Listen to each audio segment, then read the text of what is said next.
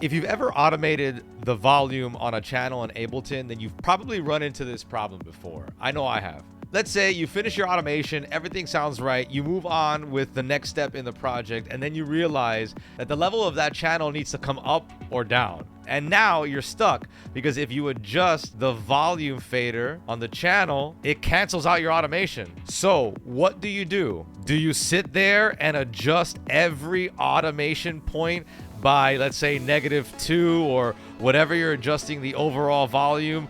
That's gonna take forever, as you can see, and it's just a big headache to go through all these different automation points, and the more automation points that you have, the worse it's gonna be. So as you can see, this could take forever unless you do this. So I'm gonna show you something that'll fix this problem in 5 seconds. The plugin is called Utility, and it comes stock in Ableton, which is great.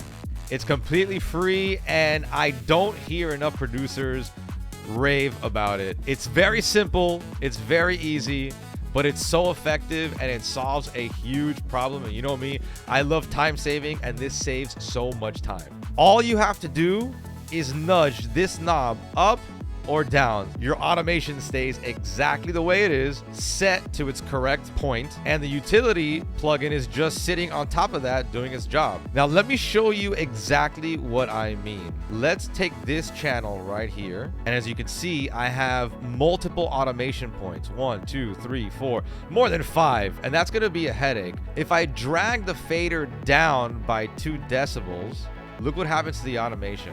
It gets canceled out. So you will not hear any of this volume automation because the parameter that it is automating is being affected, right? I'm adjusting the volume. In other words, it just becomes a big mess, and you're gonna have to undo it. And your other alternative is to bring down each automation point by another 2 decibels. And you can see if you're gonna do it dragging down, it's a mission.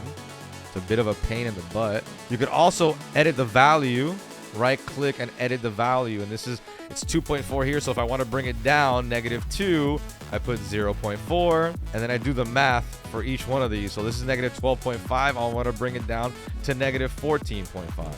And if this is -4, I want to bring it down to -6. By the way, we're only halfway there.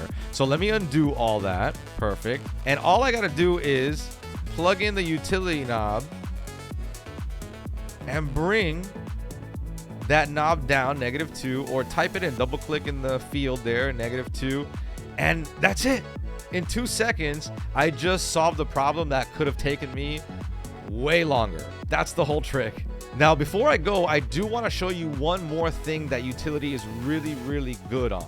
And it's in isolating low-end frequencies. If you're not doing this already, this could dramatically clean up your mix big time.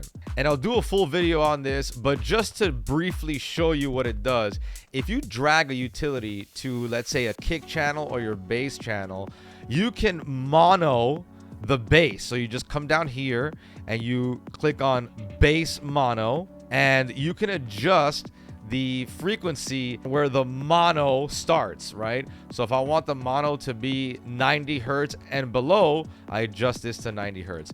Again, I'll do a video specifically on this later, but I just wanted to show you how versatile Utility can be. Utility really is one of those plugins that's just so basic, it gets overlooked.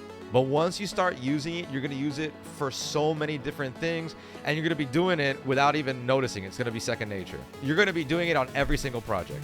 If this saved you time, drop a comment below. I read every single comment, and if you like tips like this, make sure you give a thumbs up in the video and consider subscribing. And if you want deeper breakdowns on production techniques and different DJ tips, consider heading over to my Patreon. The link is in the description. I'll see you on the next one.